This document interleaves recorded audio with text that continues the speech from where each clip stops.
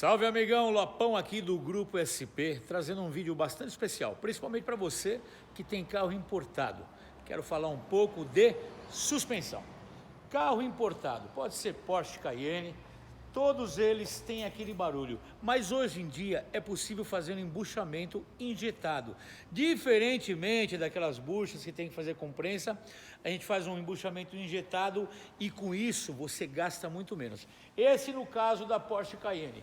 Já aqui temos uma X5 que também vai ser feito exatamente o mesmo trabalho, né, Liane? Correto. Aqui vai fazer o que, Liane? Embuchamento nas bandejas dianteiras.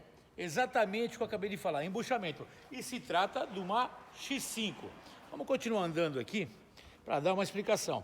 Lógico que o proprietário da X5 vai gastar menos.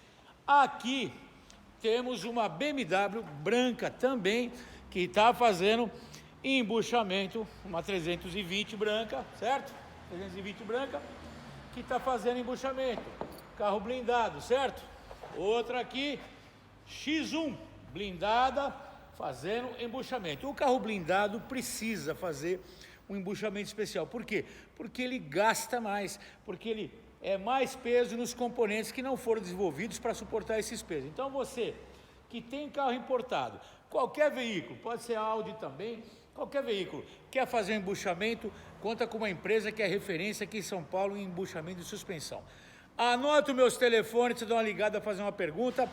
011 2364 7388 ou 011 2364 7488. Quer mandar um WhatsApp? Manda para mim, 11 São Paulo 970 98 1106. Traga seu importado para cá e vamos trabalhar na sua suspensão e você vai gastar bem menos do que poderia gastar, tá bom? Guarda uma visita sua.